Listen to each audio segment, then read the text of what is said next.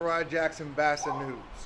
You know, the other day we were out with the politicians, and everybody focused on who's going to be the next mayor, who's going to be the next city council in whichever ward. And, you know, I hate to say that we overlooked the school board. I really, if it wasn't for Yolanda Johnson on Facebook, I didn't realize that you guys had to be voted for next Tuesday.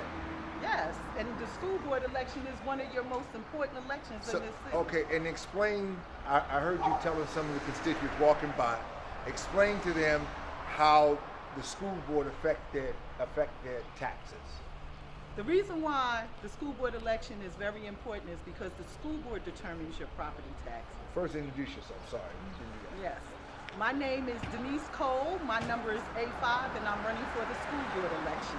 I was born and raised in Newark, educated in Newark, graduated from Westside High School. I'm also a veteran captain of the United States Army Reserve and a lifelong advocate, activist, and organizer in the city of Newark. I've been involved in the school system for over 30 years. I've also been to the business meetings, the board regular meetings, and also the board trainings, which they call retreats. And I am running in the school board because I disagree with the slate that was going to be ran by the mayor and city council because they have not been involved in the school system advocating for our children on the state, the county, local, or the national level. But my team that I decided to endorse, Johnny Latner, A10, Yolanda Johnson, A12, and me, A5, we've been there all along, and we can step in and keep the board moving forward. We are dedicated and we are experienced. Okay. Denise, let me ask you this right here. Why is it important, you know, to vote for you guys? And how does the school board actually work? I guess that's the question I really want to know. How does the board actually work? The school board is very important, and the school board is supposed to actually work because we govern the entire district. Okay. We govern the entire district by a contract that we have to develop, and the choice that we have to make in who will be the next superintendent to lead our board, because we're moving to local control. We have acting local control now. Okay. We have a transition plan that wasn't developed with the voice of the community or even the other 8 members, not 7, 8, 9, 7 members of the board. Okay. It was developed by the state this first portion. Okay. So the board is very important because we are in charge of $957,354,025. We are responsible for the supervision of 66 schools, 5,579 employees, and 35,229 students. This is supervision, and you can't just step in here saying, I want to deal with autism, I want to deal with that, because that's the job of our superintendent. But now all that money go directly to the school. It don't actually affect the community. How will it affect? Yes, it do affect the community because the community pay the taxes for traditional public schools. Okay. And because the community pay the taxes for traditional public schools, these public school buildings are our assets, and they keep our property and our rental taxes down, because if you rent here and your landlord get a property tax increase, he hits you with a rental increase. Oh, okay, and we've been being priced out of our community because our community don't know. When Mr. Surf raised our taxes 11.5%, I was the only one fighting to keep the 11.5% from taking place, because in our city, our homeowners are the only tax base, because we have a lot of businesses that are tax abated, and our city council have not negotiated with them with tax abatement that they still contribute to the traditional public schools. So your election is just as important as the candidates that's running for office. Yes, very important. You know, I'm glad that you were able to communicate that, because so many people really don't know that. Right, and I agree so, with you. You know, and we really need to one day sit down, me and you, and nail that in. So everybody can take a part of this, not just people with kids. And it's not for people with kids. Well, most people think that. And most people think that. We're not just an education system. We are an education system that determines your standard of living in the community. We are the education system that determines whether you'll be able to leave your property to your children, because we determine your tax base.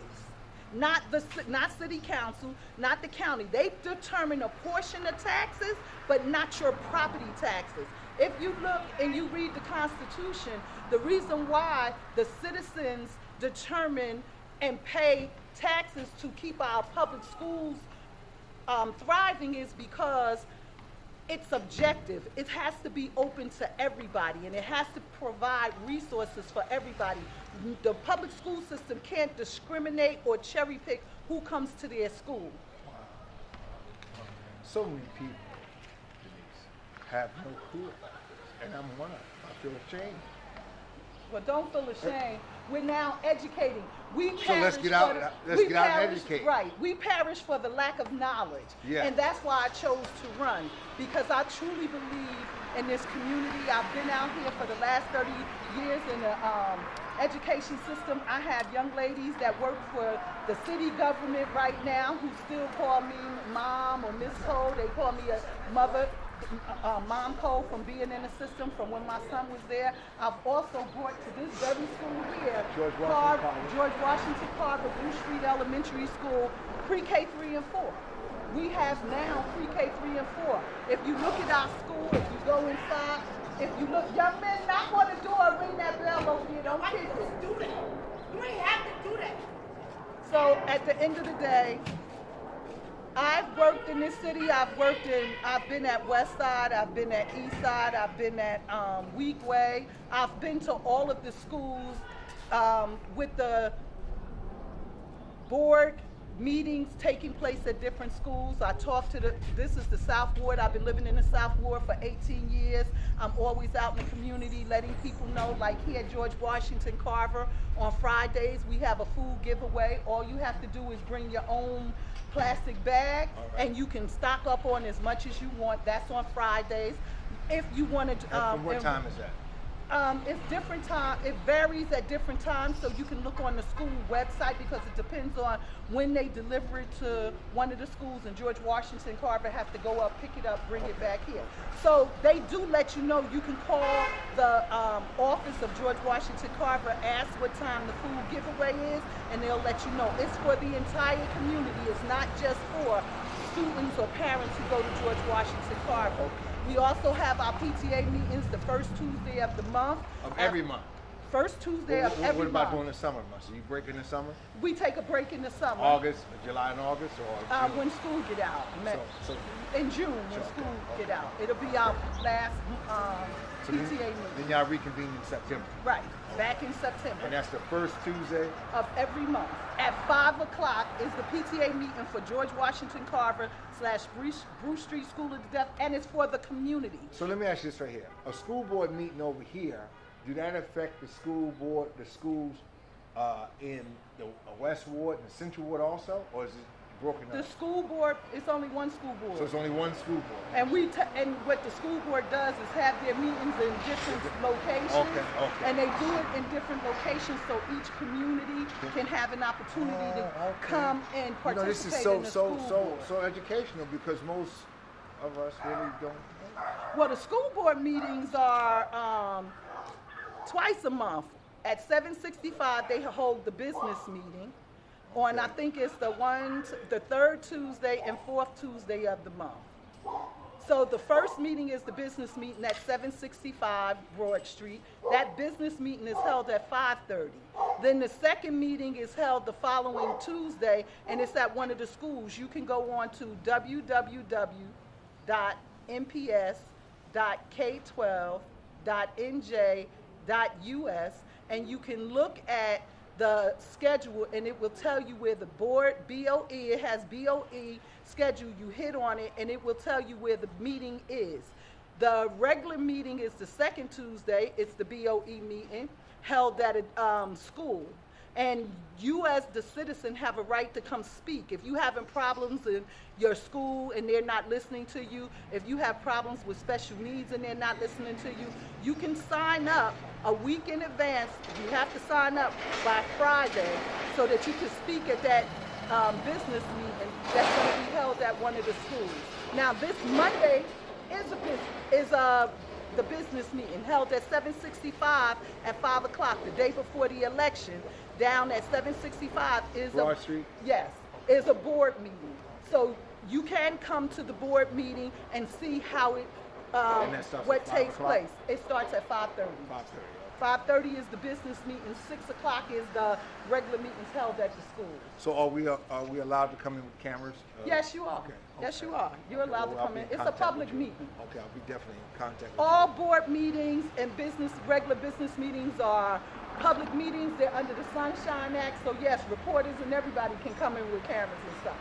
I really want to have a sit down with you and talk to you about the importance of this because, again, this isn't something that I think most of the constituents in the communities, in the different wards, really know. The real effect of voting people in office. Now, I want you to explain to me and to the community, and to the audience here that's going to be listening to this tape. You're running as independent. Yes, I'm running independent. Now, in terms of how does that work in the school? We know how independent can it work in the regular election with the politicians, but in the school board, how does that work? Well, You have me different running parties? well, anybody can run. It's supposed to be a bipartisan board. Okay. Under the bylaws, the board is operated by bylaws and governed by Title 18A and 6A. So Okay. you have to be familiar with that, and you can look over that. Also, running independent means that I don't have a council person or an elected official, or I don't have a conglomerate behind me like the charter school movement and board that has been putting out the mayor's campaign literature, and then on it says, we put this together and we didn't get permission from anybody pictured up here. We're just sending this literature out to your home. And that's called the super PAC, putting that information out for them. Whereas me running independent, I didn't take any money from any citizen. I didn't take any money from any organization. I ran strictly on my budget. And I ran on my budget because I want to represent, and I don't want to be holding to anyone. I want to be holding to the people. When you get in office, you will maintain being independent. Yes, I will. Okay, and I guess what I want you to communicate to the people is, how is it that you are, like, is it a Democratic Party, Republican Party in there, or, I'm just trying to figure that out. Well, first of all, the people that I'm endorsing, I'm running independent, and I looked at the 13 candidates. Okay. And I said, out of the 13 candidates, I'm going to choose Johnny Latner and Yolanda Johnson to endorse because we are independent voices, but we are going to get to the same place because we've been to the same places advocating for traditional public school, which this board is for. Now, I chose to endorse them because Johnny is Green Team. Okay. He's with the Green Party. Yolanda Johnson is Republican. She's with the Republican Party. And I'm Democrat. I'm with the Democratic Party. We're bipartisan. But when you get on this board, the board bylaws strictly say, no matter what party you affiliated with, your vote and voice on this board must be independent of any political influence. So I truly strictly follow what the policies and bylaws were because I'm military. I'm trained to follow policy and procedure. Sure. I've operated a S1 and a multi-billion-dollar motor pool. I'm familiar. I was trained with the military. My unit was the Civil Affairs Unit 404th out of Trenton. My unit is trained to go in when they have war and they tear up cities like they do. My unit is trained to go in and help them build from the ground up with policies and stuff. Yes. So that's what my unit is, and I'm familiar with So you're good with doing it. organizing, without a Yes. doubt, without a doubt. And command, chain of commands, building contract, looking at policy and procedure, helping build leadership. And yes, my voice will remain independent. I will be transparent and accountable, and I believe in equity. And I want to build bridges like for best practices with the charter district, because I advocate for both charter and public school parents. You know, because we live in the same city, we are neighbors, but we are separate school districts. And we have our own unique issues going on. So, yes. Once you get in office, is there at one point that you're going to have to work with a council person and all? Yes. You have to interact. So you will have to interact with the South Ward council person. I have to interact with all 5 wards council people. Right. Whomever is elected on either party that's running. And I'm very familiar with both parties running. There's not one person running on the Gail Cheneyfield team that I don't know, including Gail Cheneyfield. There's not one person on Ross Baraka team that's running. I know every last one of them. What right now, our city should be proud that we have a selection, and we don't have to vote slates. We can vote a person from Cheneyfield's team, a person from the mayor's team. Yes. What we have to do is weigh our pros and cons and weigh what the mayor has done and what because Gail can't separate herself from the administration. She sits on city council. So we have to weigh the pros and cons of both people on both slates. That's good, and I've heard that too. As this election is coming to a close, and people are starting to look at both parties and figure out who they're going to pick from whatever. So we're going to have an assortment of candidates from both of the parties, which is good. I interviewed Gail in February. Okay. And interviewed some of Baraka's team about a week ago and last night. Okay, but all right. So if someone wanted to reach out to you, how would they reach out to you? They can reach out to me by phone, 862-902-9015, or they can reach out to me by email, coledenise807@gmail.com. They can also, if you want to find out about all of the candidates, you can go to newarktrust.org. They have a bio of every candidate. They have interviews where the candidates interviewed with somebody, all except me, because they didn't tell me. So you'll see my picture, and they interviewed me by phone, so you'll hear a voiceover. Okay. They also have a podcast where we did their forum. So they have a podcast of their forum. So if you go to newarktrust.org, you can look at all of the candidates and make a selection. If you go to www.mps.k12.nj.us, you can also look at all of the business and board meetings and educate yourself on who actually been there advocating in the school system to make their selection also. Okay. And on that day, which is next Tuesday, the 17th. Yes. And this Tuesday coming up, April 17th. The polls open at their normal time. If you don't know the poll, you can Google the election, the Essex County Board of Elections. All you have to do is put your name and your zip code in, and it'll tell you where your polling site is.